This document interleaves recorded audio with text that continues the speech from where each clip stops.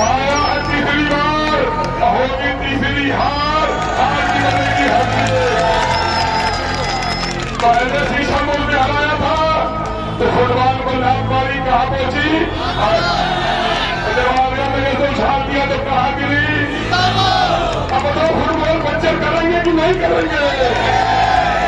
इस बार फुटबॉल भी पंचर करेंगे और उसकी हार की हैट्रिक भी बनाने का काम करेंगे।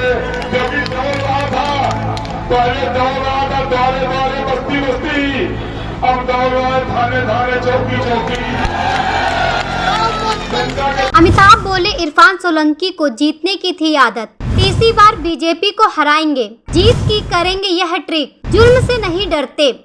ये जबरदस्ती आपसे आपकी जीती हुई सीट को छीनना चाह रहे हैं और ऐसी सरकार जो इस तरीके से अलग अलग जगहों पर लोकतंत्र को खत्म कर रही है, उसको करारा जवाब आप लोगों को देना आने वाली 20 तारीख को।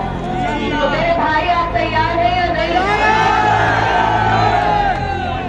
उन्हें इतना करारा जवाब दीजिए, इतने वोट दीजिए कि आगे वो कहीं किसी के साथ इस तरीके से ना कर पाए जैसा उन्होंने इस परिवार के साथ और मेरे परिवार के साथ किया है।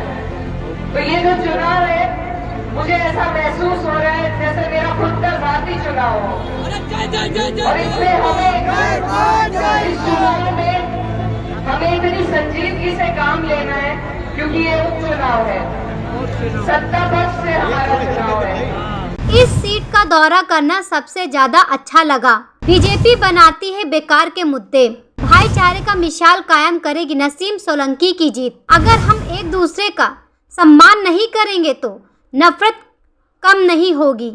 खबर कानपुर महानगर से। विधायक अमिताभ वाजपेयी ने कहा कि इरफान सोलंकी को जीतने की है आदत और एक वो है जिसको हारने की आदत है। आया है तीसरी बार और होगी तीसरी हार। पहले सीसा मऊ से हराया था तो फुटबॉल को लात मारी, जहाँ पहुंची आर्यनगर, फिर फुटबॉल को लात मारी तो पहुंची सीसामऊ। अब बताओ कि फुटबॉल को पंचर करें या नहीं करेंगे? अब फुटबॉल को पंचर भी करेंगे और हार की है ट्रिक भी। पहले दौड़ रहा था बस्ती बस्ती, अब दौड़ रहा थाने थाने चौकी चौकी।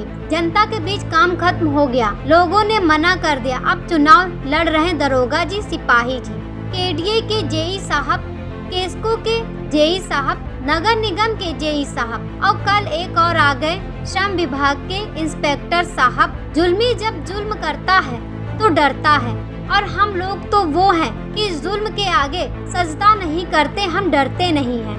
तो वहीं सांसद इकरा हसन ने कहा कि उत्तर प्रदेश में 9 सीटों पर चुनाव है। मुझे जहां सबसे ज्यादा अच्छा लगा वो इस सीट पर लगा क्योंकि यहाँ पर जीती हुई सीट को छीना गया है और अब हमारी भाभी इस सीट से चुनाव लड़ रही हैं। हिम्मत दिखाकर ये चुनाव में खड़ी हुई है तो जीत तो निश्चित है।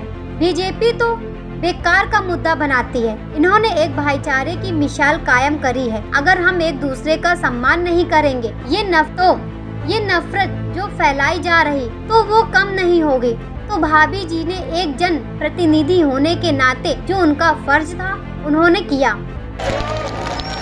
एक जिसको जीतने की आदत है और एक वो जिसको हारने की आदत है।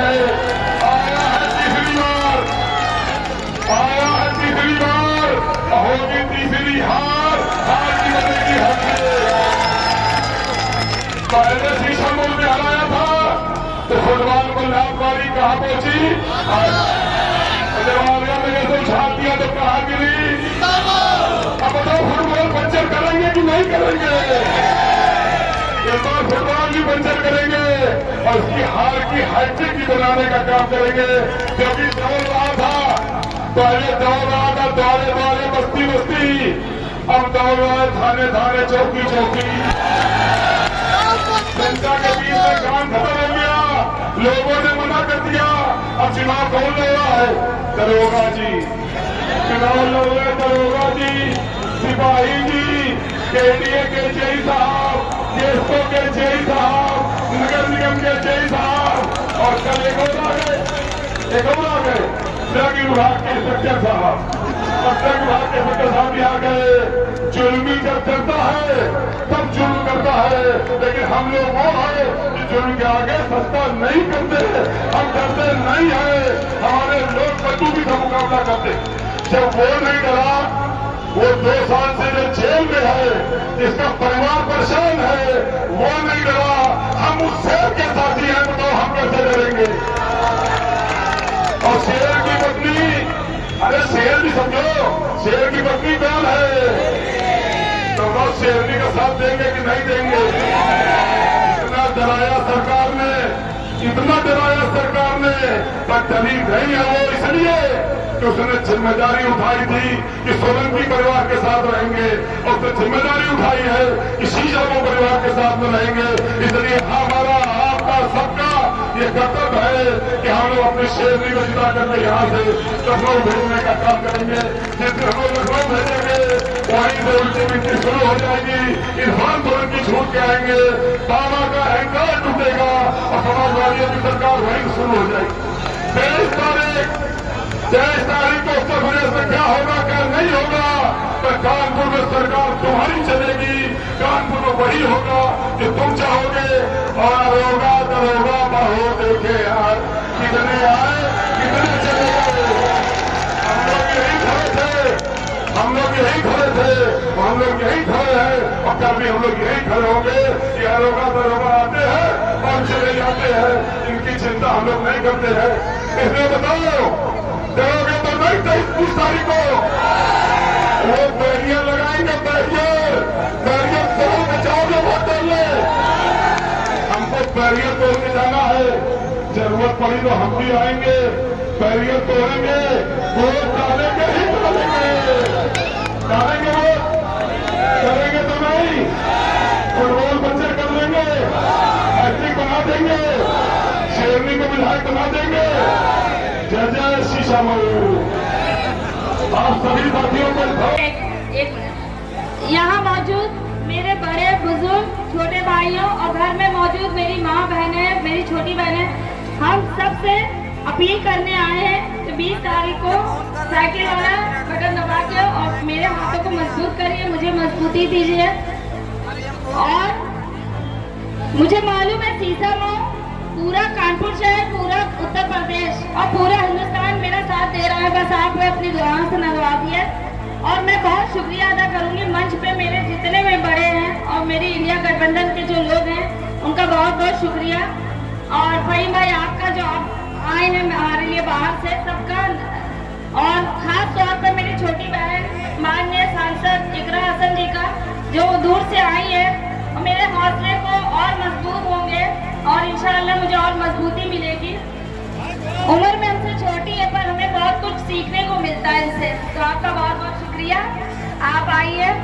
बस अपने भाई के लिए जो जेल में बंद है पिछले 2 साल से, जिस तरीके से आपने नाहिद हसन भाई की मदद करी, उसी तरीके से आप इरफान सोलंकी के लिए एक अपील कर दीजिए। और दुआओं की अपील मैं आप लोगों से करती हूँ कि अपने भाई, अपने महबूब नेता हाजी इरफान सोलंकी को कभी ना भूलना, जब तक वो आपके बीच में नहीं आ जाते।